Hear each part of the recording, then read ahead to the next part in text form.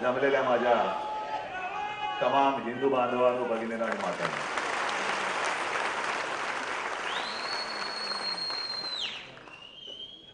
मार्मिकचा आजचा 55वा वर्धापन दिन.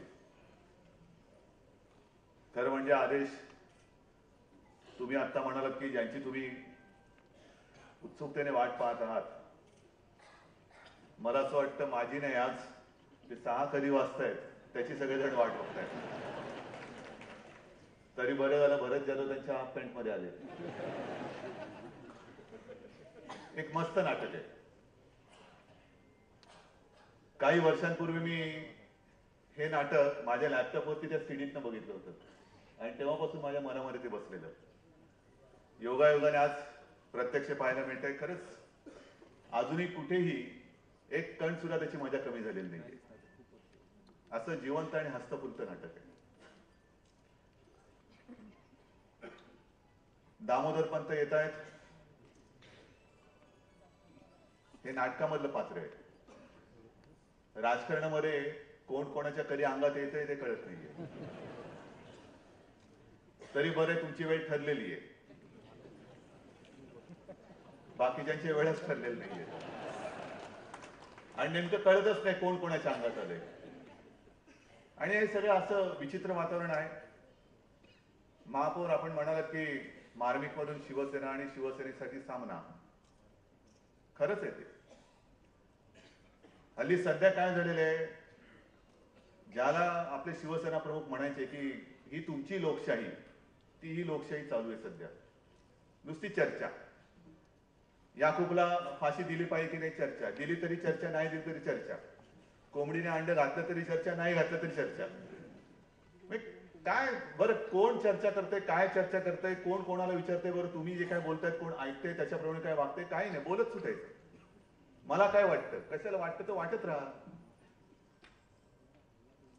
अनेक जण बोलतायत, लिहितायत, काहीतरी केलं पाहिजे, पण कोण करायचं, कोणीच करायला तयार नाही. कोणीतरी केलं पाहिजे. पाकिस्तानमधून अतिरेकी घुसतायत, काहीतरी केलं पाहिजे. मग जा ना, तुम्ही जा तिकडे उभे राहा आणि काहीतरी करा. मराठी माणसांवरती अन्याय होतोय, हिंदूंवरती अन्याय होतोय, काहीतरी केलं पाहिजे. हे असं उंटावणे शेळ्या ऐकणारे खूप जण आहेत. पण मार्मिकचं जे काम आहे, जे शिवसेना प्रमुख सगळेजण आपण त्यांना दैवत मानतो, ते हेच आहे. ते नुसते खरडेगाची नाही करत बसले. व्यंगचित्रांनी जी जाग आणली, मनामनामध्ये आग लावली, त्यांनी उंटावणे शेळ्या कधी हाकले नाही, स्वतः रस्त्यावरती उतरले आणि हा इतिहास त्यांनी घडवला. हे वैशिष्ट्य मार्मिक. इतर अनेक साप्ताहिका आली, आजही असतील, पण मार्मिकचं वैशिष्ट्य हेच आहे की शिवसेनेचा जन्मदाता मार्मिक, ज्यांनी कदाचित जगातले एकमेव उदाहरण असेल की एका साप्ताहिकाने ही क्रांती केली. हे मार्मिकचं वैशिष्ट्य आहे. हे मार्मिकचं वैशिष्ट्य. बाकी सगळं ठीक आहे. अनेक जण काय काय बोलतात ते मी मगाशी बोललो, पण शिवसेना हे चांगलं काम करते, खरंच करते. आज आपल्या इकडे आमदार आहेत, मंत्री आहेत, खासदार आहेत, केंद्रीय मंत्री आहेत. हे वैभव आहे आणि हे वैभव वाढत जाणार वैभव आहे. हे वैभव वाढणार वैभव आहे. आज एक चांगली गोष्ट झालेली, दीपक सावंत आज इकडे आलेत, सकाळी दिल्लीमध्ये होते. जी शिव आरोग्य सेवा आपण सुरू केलेली आहे, टेलिमेडिसिन, प्रत्येक वेळेला एक एक पाऊल पुढे गेलं पाहिजे. त्यांना गेल्या आठवड्यात म्हटलं, डॉक्टर आता हे तुम्ही केलं खूप करताय, म्हणजे मुंबईमध्ये बसून आपण मेळघाटचे पेशंट तपासतोय. मुंबईतले डॉक्टर मुंबईत बसतात, मेळघाट सारख्या दुर्गम भागामध्ये जिकडे जाणं येणं सुद्धा दुरापस्त आहे, तिथल्या पेशंटना इथून डॉक्टर तपासतात आणि त्यांना इथून वैद्यकीय सेवा देत आहेत. मला नाही वाटत आपल्या देशात तरी दुसरा राजकीय पक्ष हे काम करत असेल. आणि आज त्यांना मी सांगितलं होतं की डॉक्टर आता हे तुम्ही करताय, पण पुढच्या वेळेला, हे गेल्या आठवड्यात बोललो होतं ते त्यांनी आज केलं, पुढच्या वेळेला डॉक्टर मुंबईत असतील, रुग्ण मेळघाटमध्ये असतील, पण त्यांच्याबरोबर देशाचे आरोग्यमंत्री नड्डा हे दिल्लीत बसून बोलले पाहिजे. आणि आज ते झालेलं आहे. त्याच्याबद्दल मी तुमचं अभिनंदन करतो. खरंच अभिनंदन करतो. म्हणजे मेळघाट कुठे आहे, आधी त्यांना दाखवावं लागलं नकाशात मेळघाट कुठे आहे, आणि त्याच्यानंतर त्यांनी ते सगळं जोडून दिलं. मला वाटतं आरोग्यमंत्री सुद्धा अवाक झाले असतील. हे आपलं काम आहे. शिक्षण क्षेत्रामध्ये आपण करतोय, टॅब वाटतो आहे, त्याच्यावरती टीका करणारे करू, कारण हल्ली ती एक फॅशन झालेली आहे. काँग्रेस काय राष्ट्रवादीवादी काय, याने दुसरं काय नाहीये, रिकामे डबे. हल्ली नवीन एक म्हण बोलायला हरकत नाही, रिकाम्या डबड्याला खडखडत ठाक. बसा डबडी वाजवत. त्या डबड्यामध्ये काहीच नाही, खडखड खडखड खडखड काही होणार नाही. दिल्लीमध्ये यांचे मायबाप बोंबलतात, तिकडे गल्लीमध्ये इथले काँग्रेसवाले बोंबलतात, दुसरं काय करतात. तरी उद्या शरद पवार म्हणे मोर्चा काढतात शेतकऱ्यांसाठी. 35 वर्षानंतर शरद पवार शेतकऱ्यांसाठी मोर्चा काढतात. दुष्काळ कसा पडलेला आहे. पवार साहेबांना विनंती आहे, धरणाच्या आसपास जाणार असाल तर अजित पवारांना नेऊ नका.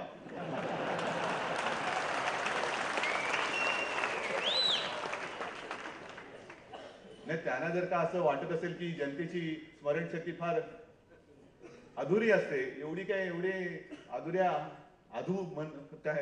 मेंदूची लोक महाराष्ट्रामध्ये नाहीये. काय मस्ती होती तुमची. हे सगळे जे पाप आहे हे तुम्हीच तुमच्याच नाकर्तेपणाने झालेले सगळं. मुद्दामून मोर्चा काढताना मी तर त्यांना सांगतो की जा फिरा, प्रत्येक ठिकाणी सिंचनाचे प्रकल्प तुमच्या ड्युट्याने कसे अर्धवट पाडून टाकलेत, पैसे कसे गिळलेत हे जाऊन बघा, मुद्दामून बघा. हे पाप आहे, तुम्ही करून ठेवलेले आहात. मोर्चे कसले काढताय. इतके वर्ष जेव्हा आम्ही फिरत होतो, पहिल्यांदा शेतकरी कर्जमुक्त झालाच पाहिजे म्हणून आपण सगळे फिरलो, मी स्वतः फिरलो, तेव्हा हेच तिकडे शेतकरी मंत्री होते, शेती मंत्री, कृषी मंत्री. काय केलं तुम्ही. आजपर्यंत स्वतः काही केलं नाही. आणि आता आम्ही जी सुरुवात करतोय, काल परवाकडे बातमी पाहिली मी की मराठवाड्यामध्ये पालकमंत्री कुठे फिरलेच नाही, सगळे फिरतायत. दीपक सावंत फिरतायत, सगळे फिरतायत. संजय राठोड इकडे बसलेले आहेत, वायकर आहेत, शिवतरे आहेत, दादा भुसे आहेत, सगळेच फिरतायत. दिवाकर रावते फिरतायत. बरं, फिरतायत ते नुसते फिरत नाही. दिवाकर रावते आहेत, संजय राठोड आहेत. यवतमाळमध्ये जिकडे आत्महत्याग्रस्त जो परिसर आहे, आत्महत्या केलेल्या कुटुंबियांची शेती जी आहे, त्या शेतीमध्ये मंत्री उतरून त्यांनी त्यांना दिलासा दिलेला आहे, बियाणे दिलेले आहे. शेत नांगरणी करण्यासाठी मला वाटतं त्यांनी नांगर सुद्धा हातात धरलेला आहे. असं काम कोणी केलेलं आहे. आणि हे सगळे जे काही झालं, शक्य झालं ते मार्मिकमुळे झालेलं आहे. म्हणून मार्मिकचे आपण ऋण का व्यक्त करतो. मार्मिकचा वर्धापन दिन आज मुद्दा म्हणून मी एक हस्तखेळतं नाटक आदेशला म्हटलं, एक हस्तखेळतं नाटक. आणि ते हस्तखेळतं हेच नाटक पाहिजे मला, हेच पाहिजे. कारण सगळीकडेच प्रत्येक ठिकाणी सापडल्यानंतर सगळे सापडले की काहीतरी उपदेश करत राहायचं, फार मोठं काहीतरी धीर गंभीर बोलायचं, हे तर चालूच आहे. प्रत्येक आयुष्यामध्ये प्रत्येक क्षणाला ते घडते. पण हसण्याचे क्षण आपल्या आयुष्यातले कमी होत चाललेले. जे मार्मिकचं प्रथम काम होतं, संयुक्त महाराष्ट्र झाल्यानंतर ती चळवळ झाली, 107 हुतात्मे झाले आणि मुंबई महाराष्ट्राला मिळाली नाही. मराठी माणसाने मुंबई मिळवली मिळाली नाही. हे काय असं प्रसार नाहीये की जाता येता कोणीतरी वाटून टाकले, असं नाही मिळालं. मुंबई आपण मिळवलेली आहे, मराठी माणसाने मिळवलेली आहे. रक्त सांडून बलिदान करून मुंबई मिळवलेली आहे. आणि मुंबई मिळाल्यानंतर तेव्हा शिवसेना प्रमुखांनी आणि माझ्या काकाने म्हणजे श्रीकांतजींनी, ज्याला मी श्री काका म्हणायचो, त्यांनी विचार केला की आता झाला संघर्ष संघर्ष संघर्ष. मराठी माणसं म्हटलं की संघर्ष पाचवीला पुजलाय, कुठेतरी एक मनोरंजनाचे 2-4 क्षण आले पाहिजेत. म्हणून त्यांनी व्यंगचित्र साप्ताहिक सुरू केलं. आणि मग व्यंगचित्र साप्ताहिक सुरू झाल्यानंतर मुंबई मिळाली, पण मराठी माणसाचा अन्याय काय थांबत नव्हता. त्या मराठी माणसाच्या मनामध्ये आग पेटवण्याचं काम ज्या मार्मिकने केलं, त्या मार्मिकने घडवलेला हा चमत्कार आहे. आणि म्हणून या वर्धापन दिनाच्या निमित्ताने मी आपल्याला शुभेच्छा तर देतोच, पण मार्मिक काय, सामना काय, शिवसेना काय, हा शिवसेना प्रमुख जे बोलायचे ते त्रिशूळ, हा त्रिशूळ जोपर्यंत जिवंत आहे तोपर्यंत मुंबईत, महाराष्ट्रात, देशात मराठी माणसाला आणि हिंदूंना त्यांचा कोणी केस सुद्धा वाकड्या करू शकत नाही. ही खात्री बाळगून मी आपली रजा घेतो. जय हिंद, जय महाराष्ट्र. झी 24 तास रहा एक पाऊल पुढे.